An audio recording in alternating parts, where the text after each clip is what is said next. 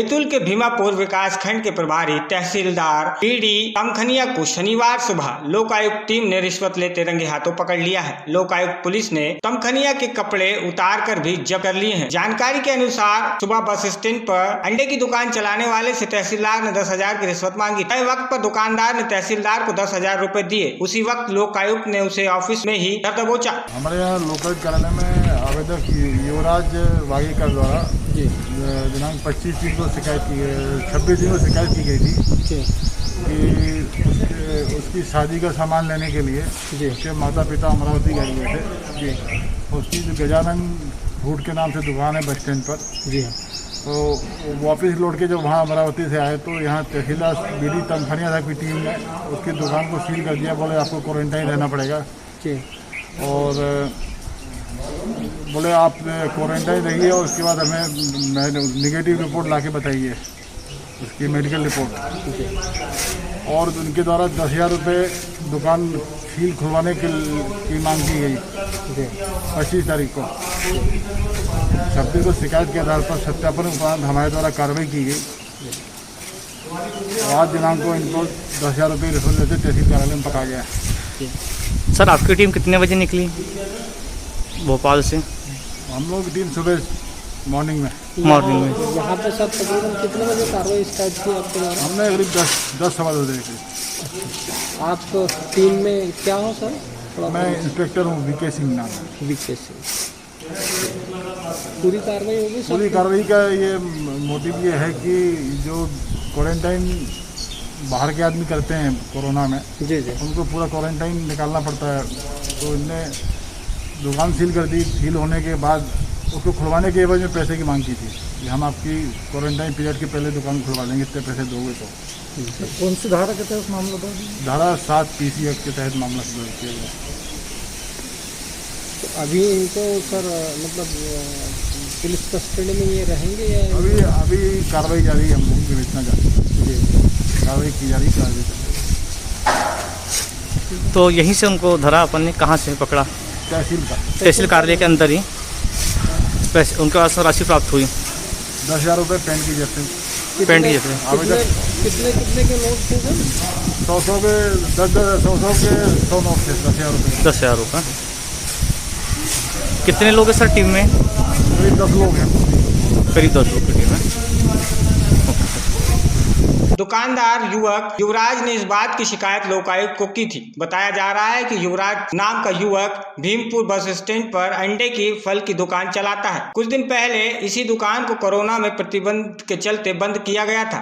युवराज के पिता और माता अपने किसी संबंधी के विवाह हेतु कपड़े खरीदने अमरावती महाराष्ट्र गए थे, जिसकी जानकारी मिलने पर तहसीलदार ने उन्हें क्वारंटाइन कर दिया था। युवराज की दुकान बंद करा दी थी, जबकि उसका क्वारंटीन का समय भी खत्म हो गया था। लेकिन तहसीलदार दुकान खोलने को तैयार नहीं था। वह इसके लिए रिश्वत की मांग कर रहा था। इससे तंग युवक ने लोकायुक्त पुलिस से संपर्क किया, जिसके बाद उसे ट्रेप कर तहसीलदार फंस गया। वहां 10,000 की रिश्वत लेते रंगे हाथों गिरफ्तार कर लिया गया। आपका नाम? युवराज दिनेश वागकर। क्या हुआ घटनाक्रम? अमरावती गए थे शादी के कपड़े लेने। मेरी शादी 25 तारीख की। तो उसी दिन गए और उसी दिन वापस हुए थे। हाँ, तो मम्मी पापा गए थे तो उन लोग क्वारंटाइन उसी दिन हो गए थे रात में जब आए थे। उसके बाद जब ये पटवारी साहब और RS जी आए थे और उन्हें लिख के ले गया था कि उनको बता दिया था क्वारंटाइन, तो उनने बोला था क्वारंटाइन में था। तो मैं तो रोज़ दुकान खुली भी रही थी मेरी। उस पीरियड में तहसीलदार आए, उन्होंने बोला तुम्हारी दुकान बंद करना पड़ेगा तुम्हारे यहाँ से। बोले अमरावती गए तो बंद कर दी थी उन्होंने और सील कर दी थी दुकान। जब 7 दिन मेरे पूरे हो गए उसके बाद मैंने फ़ोन लगाया तो उन्होंने बोला अभी नहीं खुलेंगी, 15 दिन बाद और 3 दिन रहना पड़ेगा। फिर मैं 25 तारीख को गया था गुरुवार के दिन, तो उनने मुझसे डिमांड करी कि खुलवाना है तो 10,000 रुपये लगेगा। तहसीलदार ने की थी जी। डिमांड किसने की थी? तहसीलदार ने। तहसीलदार महोदय ने। और कोई ने बात करी पैसे नहीं, उसी ने डायरेक्ट करी थी। रूम पे बुलाया था, रूम पे नहीं मिला तो मुझे आज यहाँ पे मिला था। आज ड्राइवर के सामने इधर अंदर ले गया उन्होंने, मुझे अंदर के रूम में 10,000 मेरे से नकदी लेके जेब में रखे। तो आपके द्वारा शिकायत कब की गई थी? मेरे द्वारा ये गुरुवार की शिकायत लोकायुक्त को। क्या शिकायत करी आपने? मेरी दुकान की सील खुलवाने के लिए मुझसे पैसे की डिमांड की जा रही है। सब था प्रूफ हमारा। सच स्टोरी के लिए बैतूल से अनिल कंजोड़े की रिपोर्ट।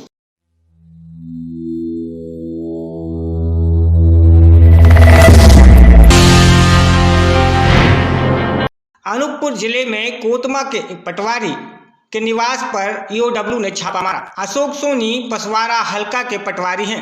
आय से अधिक संपत्ति के मामले को लेकर ईओडब्ल्यू को लगातार शिकायतें मिल रही थी। ईओडब्ल्यू ने शिकायतों पर कार्रवाई करते हुए पटवारी के आय से अधिक संपत्ति की जांच की। साथ ही ईओडब्ल्यू की टीम पटवारी के सभी घर की तलाशी लेकर कई फाइलें खंगाल रही है। ईओडब्ल्यू की 25 सदस्यीय टीम 2 राजपत्र अधिकारी इस पूरी कार्रवाई में कार्य कर रहे हैं। साथ ही पटवारी के घर शहडोल तथा रीवा के पुलिस बल तैनात है। सच स्टोरी के लिए अनूपपुर से अंजनी कुमार सिंह की रिपोर्ट।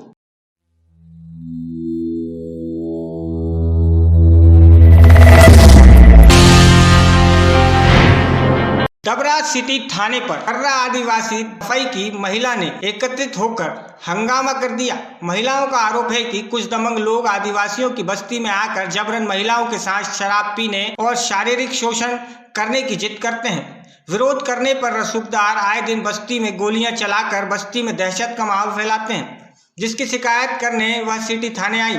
लेकिन डबरा पुलिस आरोपियों को बचाते हुए मामले को जमीनी विवाद से जोड़कर अन्य व्यक्तियों पर अदम चेक काट कर कार्रवाई कर रही है। पुलिस द्वारा मुख्य आरोपी को बचाया जा रहा है। मैं तुम्हारा यहाँ थाने पे आई हूँ, क्या मामला है? सावित्री आदिवासी है सर मेरा नाम। हमारा ये मामला है कि हमारी बस्ती है कर्रावाई दफाई डबरा। तो हमारे यहाँ गांव में जो लोग रहते हैं वो औरतें भी हैं। तो जो कुम्हार हैं मुरारी कुम्हार है, तो वो बोलता है कि हम दारू पिएंगे तुम्हारी बस्ती में बैठकर औरतों के साथ। औरतें मना नहीं करती सर। औरतें भी कुछ लोग मिली हैं हमारी आदिवासी। हम ये नहीं बोल रहे कि हम पीते नहीं, सब जो आदिवासी पीती हैं 2-3 औरतें हैं। तो वो बोल रहे हैं कि हम भमरपुरा बनाएंगे, गोलियां चलाएंगे इस गांव में। अगर रहना है तो रहो और नहीं तो यहाँ से सब चले जाओ। ये एक औरत रहेगी मुन्नी और उसका नाम क्या है ममता।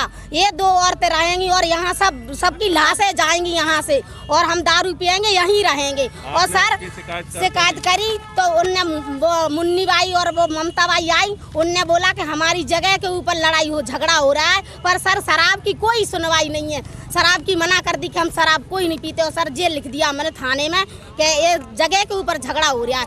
हम सर जगह उसे कोई मना नहीं कर रहे जगह करे, पर लेकिन शराब नहीं पिए ना हमारी बस्ती में वो कुम्हार आदमी आए और ना गोली चले। हम सर इतना निवेदन है, इतना चाहते हैं हम कि शराब नहीं पिए हमारे वो गाँव में। महिलाओं से क्या बोला जाता है? महिलाओं से ये बोला जाता है मेरे पास चाहे जैसे निपट लो, गुंडागर्दी से निपट लो। हाँ ये बोलते हैं सर भी क्या गोली चलाएंगे, ऐसे ही लड़ेंगे हम तो और मारेंगे। हमारी औरतों के साथ रहेंगे, तुम्हारी औरतों के साथ हम रहेंगे, ये बोल रहे हैं। भी थाने चले जाओ, कहीं भी चले जाओ, कुछ भी कर लो, कोई सुनाई नहीं होगी तुम्हारी। शराब सर पता नहीं है, कोई मुरारी लेके आता है उनके घर ही रहता है। क्या चाहते हो? हम सर ये चाहते हैं कि हमारे गांव में वो नहीं आए और गोलियां नहीं चले। रात में भी गोलियां चलती हैं, दिन में भी गोलियां चलती हैं सर। वहीं पूरे मामले पर डबरा सिटी थाना प्रभारी विनय शुक्ला का कहना है कि 2 आदिवासी महिलाओं के बीच जमीन को लेकर आपसी विवाद है, जिसमें दूसरी महिला आदिवासी के साथ कुछ लोग हैं जिन पर आरोप लगा रही है। लेकिन दोनों का जमीनी विवाद का मामला है। दोनों पक्षों के खिलाफ मुकदमा कायम कर न्यायालय में उचित कार्रवाई की जाएगी। महिलाएं थाने पर आई, क्या मामला है? ये पास में गांव कर रहा है तो ज़मीन संबंधी विवाद चल रहा है। एक पक्ष का कहना है कि हमारी ज़मीन है, ये खाली कब्जा करना चाह रहे हैं। दूसरी बोले इसी बात फायरिंग की शिकायत करी है। फायरिंग जैसी कोई घटना समझ में आई नहीं है। ज़मीन संबंधी विवाद है वहाँ पे। महिलाओं का आरोप है कि कुछ लोग हैं जो उन पे गलत नियत डालने के इरादे से उन लोगों को डराते धमकाते हैं। ऐसा नहीं, दोनों ही आदिवासी महिलाओं संग कुछ प्रभावशाली लोग लगे हुए अपने अपने तरीके से रिपोर्ट करवाना चाह रहे हैं एक दूसरे के खिलाफ। और मेन विवाद जमीन संबंधी आदिवासी महिलाओं का ही है। आगे क्या कार्रवाई? आगे दोनों की रिपोर्ट लिख ली, उसके बाद कार्रवाई की जाएगी। सर वो उनका कहना है कि कोई प्रजापति है वो उस पर आरोप लगा रहा है, उस पर एफआईआर नहीं की है। वो उनका कहना है कि उस पर एफआईआर की मांग। मैंने एक तरफ प्रजापति एक तरफ कोई रावत है, दोनों ऐसा कुछ नहीं है। प्रजापति से कोई मतलब नहीं है उसमें। सच स्टोरी के लिए डबरा से भरत रावत की रिपोर्ट।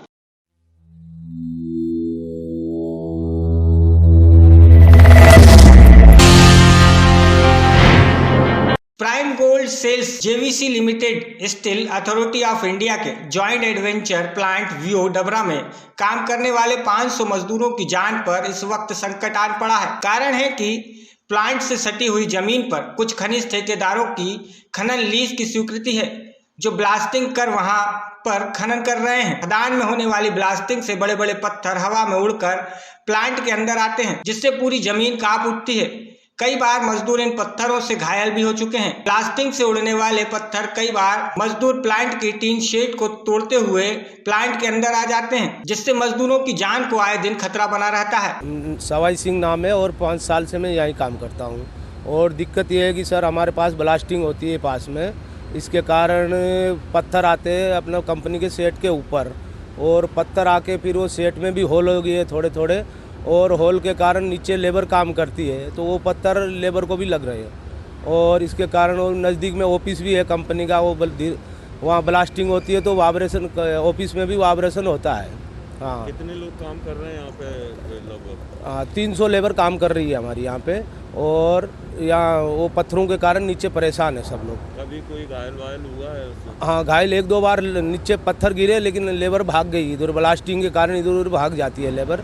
हाँ, इसके कारण हमारे नुकसान हो रहा है, सेट के ऊपर भी लग गई है बहुत। हाँ ठीक। प्रतिदिन ब्लास्टिंग होती है? हाँ, प्रतिदिन 1:30 बजे से लेकर 3 बजे तक ब्लास्टिंग होती है सर। जो वाइब्रेशन होता है या जो कंपन होती है उससे आपके जो ऑफिस है उसको क्या नुकसान होता है? ऑफिस में वाइब्रेशन के कारण नुकसान हो रहे हैं, पूरे हिल जा रहे हैं वहाँ पे। वाइब्रेशन के कारण वो समझो लकीरें भी आ गई है वाइब्रेशन के कारण ऑफिस में, और ऑफिस भी हिल जा रही है सर। जिसकी शिकायत फैक्ट्री प्रबंधक ने माइनिंग से लेकर ग्वालियर जिला कलेक्टर कौशलेंद्र विक्रम तक की है, लेकिन अभी तक 500 मजदूरों की जान पर बने संकट की सुध किसी भी अधिकारी ने नहीं ली है। सर, हम जॉइंट वेंचर प्लांट है स्टील अथॉरिटी ऑफ इंडिया और प्राइम गोल्ड का। यहाँ पे एमपी गवर्नमेंट ने हमें ज़मीन अलॉट की थी आज से 5 साल 7 साल पहले, जिसमें कि आप आइए प्लांट लगाइए। यहाँ पे 100 करोड़ की निवेश के साथ प्लांट लगा, 500 लोग यहाँ पे काम करते हैं सर। अब आज की स्थिति ये है, पिछले 6 महीने से हम पे दबाव बनाया जा रहा है यहाँ पे बगल में माइनिंग का। हमसे बोला जा रहा है कि आप यहाँ पे एनओसी दीजिए कि आपके बगल में माइनिंग होए और आपको कोई आपत्ति नहीं है। हमने अपनी तरफ से इसके पूरा विरुद्ध हमने इनको बोला कि ये ना किया जाए, इससे हमारे प्लांट को भी नुकसान है, प्लांट के अंदर जो लोग काम कर रहे हैं उनको नुकसान है, उनकी जान को नुकसान है। आपने इसकी शिकायत कहाँ की है? और जैसा कि अभी आपने कहा दबाव बनाया जा रहा है एनओसी के लिए, दबाव किन लोगों द्वारा आपके ऊपर? सर, खनिज विभाग हमारे को चिट्ठी लिखता है कि जी ऐसे आप सुलह कर लीजिए, 20 मीटर 25 मीटर छोड़ के आप इनको एनओसी दे दीजिए। अब आप खुद सोचिए सर, 20-25 मीटर दूरी पे अगर ब्लास्टिंग होएगी तो कैसे कोई भी प्लांट और कोई भी शेड, कोई भी इमारत खड़ी रह पाएगी? सर, अभी आपने कहाँ शिकायत की है इसकी? सर, हमने डीएम ऑफिस में शिकायत करी है, हमने खनिज विभाग में शिकायत करी है, हमने अपने लोकल थाने में भी शिकायत करी है। जब हमारी कोई सुनवाई नहीं हो रही तो अब हम बिल्कुल निरस्त होकर बैठे हुए हैं सर। हमें बस एक ही चिंता है कि इधर जान हानि का कोई नुकसान ना हो। वहीं गौर करने वाली बात है कि मध्य प्रदेश सरकार ने प्राइम गोल्ड में आइए प्लांट लगाएं योजना के तहत 2015 में बीओ में जमीन अलॉट की थी। 100 करोड़ के निवेश की लागत से बना Prime Gold SAIL Steel authority of India का उद्घाटन केंद्रीय मंत्री नरेंद्र सिंह तोमर ने किया था और भारत सरकार का संयुक्त उपक्रम है। इसके बाद भी प्राइम गोल्ड में काम करने वाले 500 मजदूरों की जान संकट में बनी हुई है। पर ग्वालियर जिला खनिज अधिकारी गोविंद शर्मा का कहना है कि फैक्ट्री बाद में स्थापित हुई है। खदान ठेकेदारों की लीज अनुमति पहले से थी, जिससे यह स्थिति बनी है।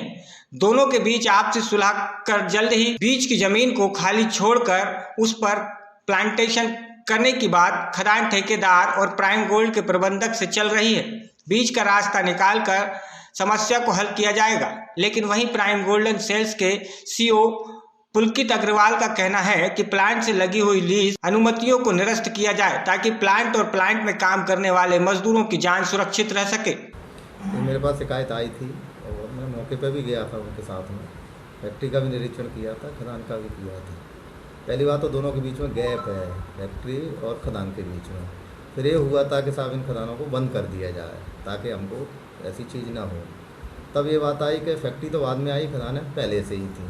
तो मैंने एक सुझाव दिया था दोनों को, खदान वाले को भी और फैक्ट्री वाले को भी, कि अपन एक बीच में जो गैप रहे वो अपनी डिस्टेंस तय कर लें और उसमें प्लांटेशन कराएं। खदान वाले से हम प्लांटेशन करा देंगे। उस पर अभी इनकी सहमति नहीं बनी थी, जो कि शीघ्र ही मीटिंग होने वाली है।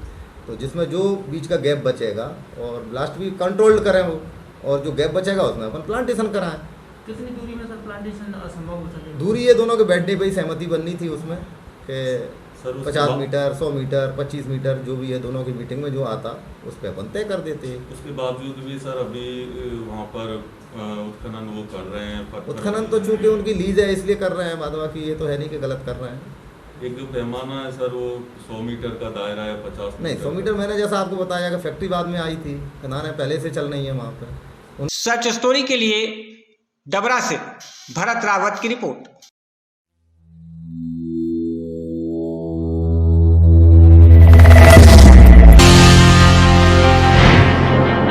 आज जहां शिक्षित बेरोजगार बड़ी बड़ी डिग्रियां लिए सरकारी नौकरी पाने की तलाश में दर दर भटक रहे हैं, तो कई शिक्षित डिग्री शुदा बेरोजगार नौकरी की आस छोड़कर मजदूरी कर अपनी जिंदगी बसर कर रहे हैं।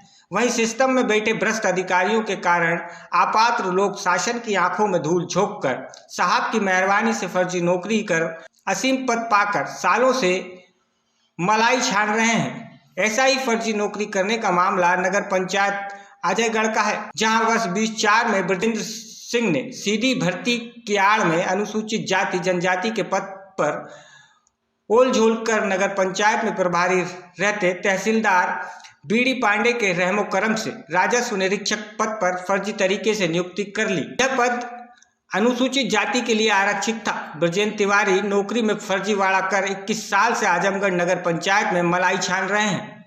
इतना ही नहीं, इस फर्जीवाड़े से हुई भर्ती के संबंध में मध्य प्रदेश अनुसूचित जाति जनजाति अधिकारी कर्मचारी संघ ने भी सीधी भर्ती स्टोर्स पंजीयन से नोट लिखा था कि बिंदु क्रमांक 7 ब्रजेंद्र कुमार तिवारी नियुक्त सहायक राजस्व निरीक्षक पद पर दिनांक 19/10/2004 को की गई है, जो त्रुटि पूर्वक है। यह पद अनुसूचित जाति जनजाति के बिंदु क्रमांक 2 पर भरा जाना था, अतः इस संबंध में आवश्यक कार्रवाई कर संघ को अवगत कराएं। लेकिन सिस्टम में बैठे रसूखदार भ्रष्ट अधिकारियों ने मामले को दबाकर ठंडे बस्ते में रख दिया। जब इस मामले की शिकायत कुछ लोगों द्वारा जिम्मेदारों से की गई, तब 6/9/2018 परियोजना अधिकारी जिला शहरी विकास अभिकरण जिला पन्ना द्वारा मुख्य नगर पालिका अधिकारी नगर परिषद अजयगढ़ को पत्र जारी किया गया, जिसका पत्र क्रमांक 532 13/7/2018 उपरोक्त पत्र के माध्यम से बिंदु समस्या अभिलेख 2 दिवस के अंदर मांगे गए थे, जो 6/9/2018 तक अभिलेख नहीं भेजे गए थे, किंतु पुनः दोबारा दिनांक 6/9/2018 को पत्र क्रमांक 680 जारी किया गया था। लेकिन भ्रष्ट अधिकारियों के झमेले में फंसकर कार्रवाई सिर्फ पत्र तक सीमित रह गई। अगर कोई व्यक्ति मामले को उजागर करने की कोशिश भी करता है तो उसको भी घेरने की जोर शोर से कोशिश की जाती है। यह फर्जी भर्ती करने वाले अधिकारी अपने आप को हमेशा दूध का धोया बताने वाले वर्तमान अजयगढ़ एसडीएम के पद पर पदस्थ हैं। इस अधिकारी को लोग सिस्टम बाज अधिकारी कहते हैं, क्योंकि फर्जी काम करने से भ्रष्ट अधिकारी माहिर हैं। इस अधिकारी की शिकायत पूर्व में कई बार हो चुकी है, लेकिन आप सिस्टम वाला दिमाग लगाकर अपने आप को बचाने में सफल हो जाते हैं। लेकिन जब मीडिया की टीम ने इस मामले में खोजबीन की, तब फर्जी नौकरी का खुलासा हुआ। लेकिन सिस्टम में बैठे भ्रष्ट अधिकारी अपने आप को बचाने में लगे हुए हैं। जब इस पूरे मामले को लेकर पन्ना कलेक्टर संजय मिश्रा से बात की गई, तो उन्होंने दोषियों पर कार्रवाई करने की बात कही। क्या आपने जो अभिलेख दिया है उसके अनुसार प्रतीत होता है कि आरक्षित पद के विरुद्ध किसी अनारक्षित की भर्ती हुई है। अगर आरक्षण नियमों का पालन नहीं हुआ है तो आरक्षण नियमों का पालन जरूर कराया जाएगा। संवैधानिक प्रक्रिया है, आरक्षण रोस्टर के अनुसार भर्ती होनी चाहिए थी। 2018 में कलेक्टर कार्यालय से पत्र भी लिखा गया जांच के लिए, तो अद्यतन फाइल इसकी मंगा के नियमानुसार जो गलत हुआ उसको ठीक करने की आदेश जारी किया जाएगा। निश्चित ही अगर आरक्षण नियमों का पालन जिसने नहीं किया उनके विरुद्ध। सच स्टोरी के लिए अजयगढ़ से संदीप शुक्ला की रिपोर्ट।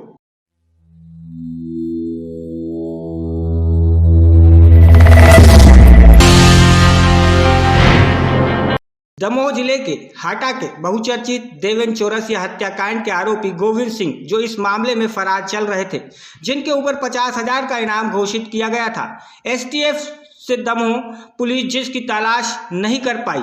माननीय सुप्रीम कोर्ट के दखल टिप्पणी के बाद मामले में तुल पकड़ा था। पुलिस की लगातार किरकिरी हुई। अब इस मामले में पथरिया विधायक श्री राम बाई ने अपने पति गोविंद सिंह का एक और वीडियो जारी कर यह जानकारी दी है कि उसके पति ने सरेंडर कर दिया है, पुलिस के सामने सरेंडर किया है। सोशल मीडिया के विभिन्न प्लेटफॉर्म पर इस वीडियो को जारी किया गया है, जिसमें विधायक के पति गोविंद सिंह का कहना है कि उनकी पत्नी ने अपील की थी कि जिसके बाद उनके द्वारा सरेंडर किया गया है। पुलिस ने ना ही पकड़ा है, वह अपनी मर्जी से सरेंडर कर रहे हैं, के सामने अपनी मर्जी से पेश हुए हैं। कांग्रेस नेता देवेंद्र चौरसिया की हत्या मामले में उन्हें झूठा फंसाया है। उच्च स्तरीय जांच की मांग भी पथरिया विधायक के पति गोविंद सिंह के द्वारा की गई है। मैं गोविंद सिंह पिता रब्बी सिंह निवासी ग्राम हिनौता, जिला दमोह, थाना दमोह देहात, जो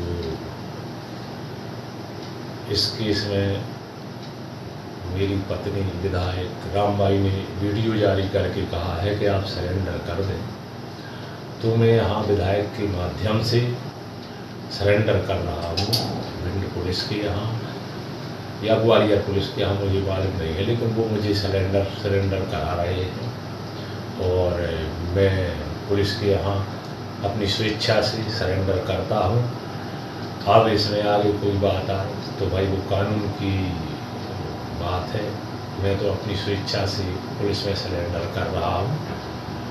और ये जो घटना है, इस घटना की मुझे जानकारी भी नहीं थी, जिस घटना में मेरा नाम जोड़ दिया गया है और मुझे न्याय नहीं मिल रहा है, तो मैं माननीय न्यायालय, सेशन और उच्चतम और उच्च न्यायालय, माननीय हाई कोर्ट, सुप्रीम कोर्ट से निवेदन करना चाहता हूँ कि इसकी उच्च स्तरीय जांच करा लें और अगर मैं इसमें दोषी पाया जाता हूँ तो मुझे तो चौराहे पे फांसी दी जाए। लेकिन मैं एक निर्दोष व्यक्ति हूँ, जिसके लिए इस अपराध में सिर्फ एक राजनीति की वजह से, नेताओं की कूटनीतिक रचित चाल के कारण मुझे फंसाया गया है। मेरा इसमें कोई भी दोष नहीं है और अगर मेरा इसमें दोष है तो मैंने आपसे बता दिया कि मुझे तो चौराहे पे फांसी दे दिया, लेकिन इसमें सिर्फ राजनीतिक षड्यंत्र के अलावा कुछ नहीं है। मेरा कहीं से कहीं तक इस घटना से कोई लेना देना नहीं है। इसकी जितनी से जितनी उच्च स्तरीय जांच कराई जा सके, माननीय मजिस्ट्रेटियल जांच करा ली जाए और भी CBI जांच करा ली जाए, एक समिति गठित करके जांच करा ली जाए। अगर मैं इसमें दोषी पाया जाता हूँ तो फिर मैंने बता दिया कि मुझे तो चौराहे पे फांसी दे देना, मैं अपनी स्वेच्छा से मैं खुद लटक जाऊँगा फांसी में। यही मेरा कहना है भाई, और मैं अपना आज सरेंडर कर रहा हूँ। दिनांक 27/3/2021 की सुबह 5:30 बज रहे हैं, 5:30 बज रहे हैं जब मैंने ये वीडियो बनाया है और मैं अब पुलिस के पास जा रहा हूँ और सरेंडर कर रहा हूँ। यही मेरा कहना है। गोविंद सिंह की जमानत के लिए जबलपुर हाई कोर्ट में आवेदन लगाया गया था, जिस पर सुनवाई टलने के बाद गोविंद सिंह के द्वारा वीडियो जारी कर बताया गया है कि उनके द्वारा सरेंडर किया गया है। दमोह अधीक्षक हेमंत चौहान से जब इस संबंध में जानकारी ली तो उनका कहना है कि उन्हें अभी जानकारी नहीं है, वह जानकारी लेने के बाद भी कुछ कह पाएंगे। सभी जनता जनार्दन, पूरे मध्य प्रदेश की जनता जनार्दन को हम एक संदेश दे वो चाहते हैं कि हमारे पति ने आज भिंडी पुलिस के समक्ष सरेंडर कर दिया है और मैं सभी देशवासियों को और सभी जनता को ये बताना चाहती हूँ कि आज तक वो पेश इसलिए नहीं हो रहे थे कि पिछली बार 22 तारीख को मेरी सुनवाई की डेट लगी थी मेरे पति की जबलपुर में, और फिर 22 के बाद उनने 26 कर दी थी, इसीलिए वो पेश नहीं हो रहे थे। और जैसे ही उनने 26 तारीख से 15 कर दी तो हमारे पति ने सुप्रीम कोर्ट के माननीय के आदेश के अनुसार खुद को पुलिस के सामने सरेंडर किया है। और मैं सभी मध्य भिंड के बस स्टैंड पे पुलिस को बुला के उनने खुद ने सरेंडर किया है। और ये सब कुछ मेरे पति ने जो सुप्रीम कोर्ट के न्यायाधीश का आदेश था तो उनका पालन किया है। और मैं अब अपील करती हूँ कि आप सबसे सभी से मेरा एक निवेदन है कि मेरे पति इस केस में बिल्कुल जरा से भी इन्वॉल्व नहीं थे, उन्हें भी न्याय दिया जाए, सभी से निवेदन है। दमोह से सर्च स्टोरी के लिए दिनेश शुक्ला की रिपोर्ट।